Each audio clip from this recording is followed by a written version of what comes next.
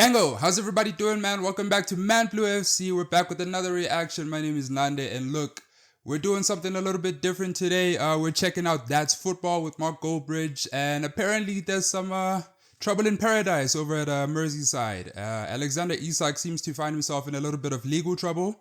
I don't know anything about it, but I'm guessing Mark is gonna break it down for us. You know what I mean? So I don't have too much to talk about it. I guess let's just jump right into it.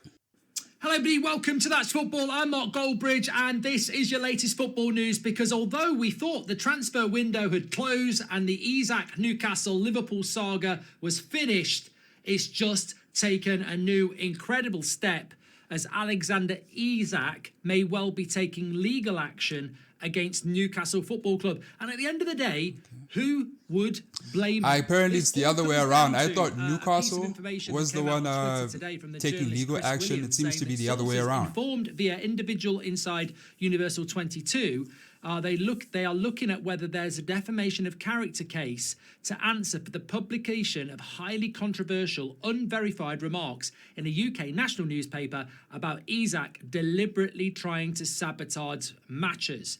And basically, this is obviously in relation to an article in The Telegraph where Luke Edwards has said on Twitter as well, some insiders at Newcastle suggested from April onwards, Isak was behaving and playing like someone who did not want the team to qualify for the Champions League, as he knew it would make it harder for him to explain to Eddie Howe and the supporters why he wanted to go.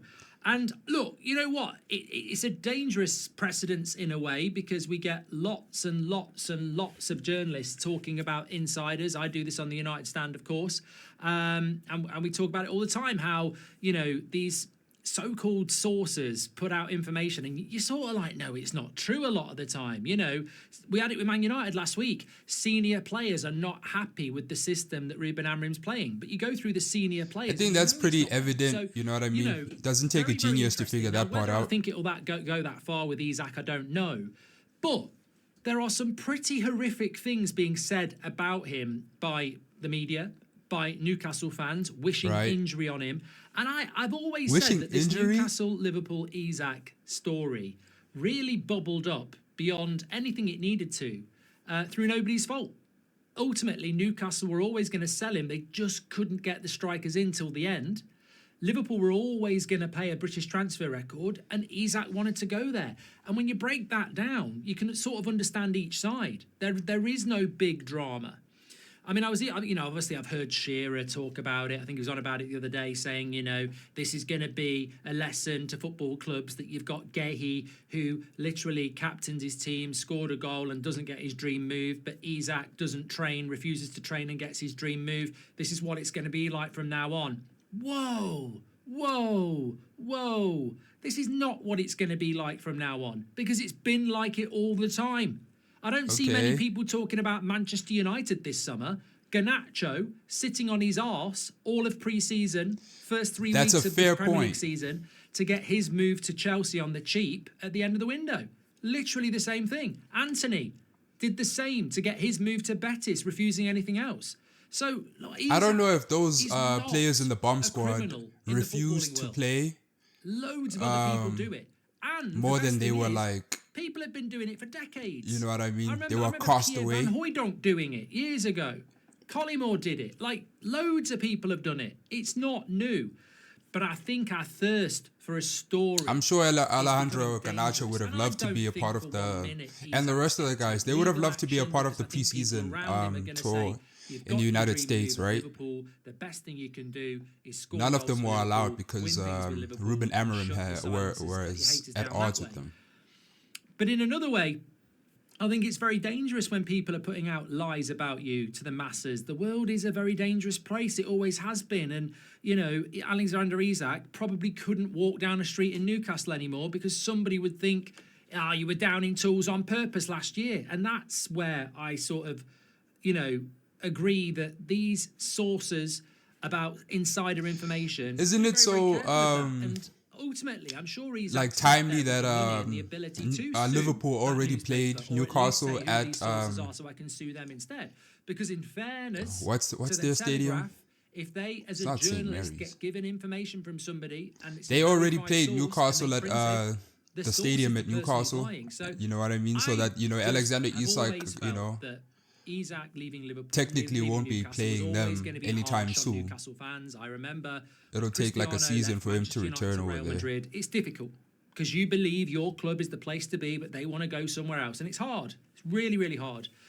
But the way it's been dealt with, I think, is somewhat unfair on Isak. And I know people say, what are you talking about? But I just don't think it was ever this story. Newcastle were actively trying to sign multiple strikers from May to the end of August. They just didn't get them in till too late. And I think it's a fantastic deal for Liverpool, and they've paid a very good price for it. So, you know, it's not like he's ran his contract down. You've had a British transfer record for it as well. And I think there's just a lot of stuff been thrown at this story that ultimately would not have been there if Newcastle had got João Pedro, or they'd got Ekitike, or they'd got Šeško in early. Then this never would have happened. And it sort of grew into a story that really wasn't there, I don't think. I think they were trying to like retain their player, no? About, you know, threats, abuse, and, you know, Guess they underestimated how much Isak wanted to leave. Just how much he wanted to leave. Statement to come out with that insiders are saying. But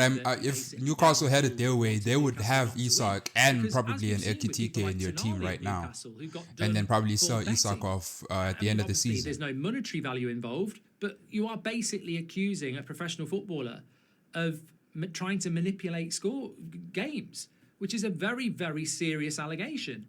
I'm surprised that somebody would print that without the information. So I would side with the journalist in the sense that he must have had that information. But you can't throw that around. You can't throw that around. You can't go and say player A deliberately wasn't playing well on purpose so that we would lose, or player A was purposely missing chances or whatever, because you do leave yourself rightly wide open. Because you are damaging that player's character. So, look, I don't want Isak to do anything about this. I think Newcastle need to move on. It's a fantastic club. Liverpool have got the striker they want. In relation to Isak at Liverpool, I'm no fan of Liverpool, obviously, but it's going to be very interesting to see what Isak does there, because I believe he's a fantastic player. But there is you will appreciate as a footballer that when you go from one club to another in the same league, around the same area of the table, there's going to be issues. Look, Figo did it, didn't he? Barcelona and Real Madrid. Other people have done it. The point really is that I think everybody needs to move on. And it's a shame that it ended up like that. But look, high emotions, high stakes. Doesn't need to be flat. The flames don't need to be fanned, though, by speculation and stuff like this. And I think it is a shame how badly it's ended. Because let me paint you a scenario. If Isak and Newcastle had agreed that he could go this summer, and Newcastle had lined their two strikers up by the middle of July, and the British transfer record had been paid, Isak would have been on the tour with Liverpool, Newcastle would have had their two strikers, and I think everybody would have been in a better place. But let's not forget, Newcastle have got 2 points from 9 because they didn't have a striker, and we've had all this noise and, you know, opinion, and I think it's caused it. Get your comments in below. Let me know what your thoughts are. Don't forget, if you've not watched our Bundesliga highlights show yet from week 2, check it out. Some absolute bangers in there again. We're loving the Bundesliga and we're loving the support you're giving us. So make sure you give it a watch. League. Join over. Thanks for watching. Take care. The damn video. Speak to you in a bit. Okay, that was Mark. And the Isak saga continues apparently. I was confused in the beginning because I was under the impression that Newcastle were the ones kind of like initiating the legal battle with Isak, but it's a defamation suit apparently by Alexander to his former club. And by the way, guys, St. James's Park is the name. I had forgotten. Like, it just slipped my mind for some reason. I was thinking about St. Mary's. That's not the case, but yeah. Alexander won't be appearing at St. James's Park unless, you know, Newcastle and Liverpool somehow get drawn with each other in one of the cup competitions, which is very, very unlikely, but it's not impossible. And yeah, Alexander has a few months before he has to kind of deal with that crowd again. And yeah, so until then, I guess we'll just kind of like unravel the rest of this lawsuit. Hopefully, like I'm kind of in agreement with Mark, and that I want this whole thing to kind of just be like over already. You know what I mean? I think people got their moves, people got their money, and there's not much really else to say other than, yo, hey man, listen, obviously there's nothing to reconcile there, but you know what I mean? I think all's well that ends well type of thing. But anyway, you know what I mean? That's Mark Goldbridge, and that's football. So shout out to Mark. And shout out to you guys, man. Leave a like on the video. Subscribe if you subscribe to the channel, and leave a comment if you have to. I'm gonna check you out on the next one, man. Peace out.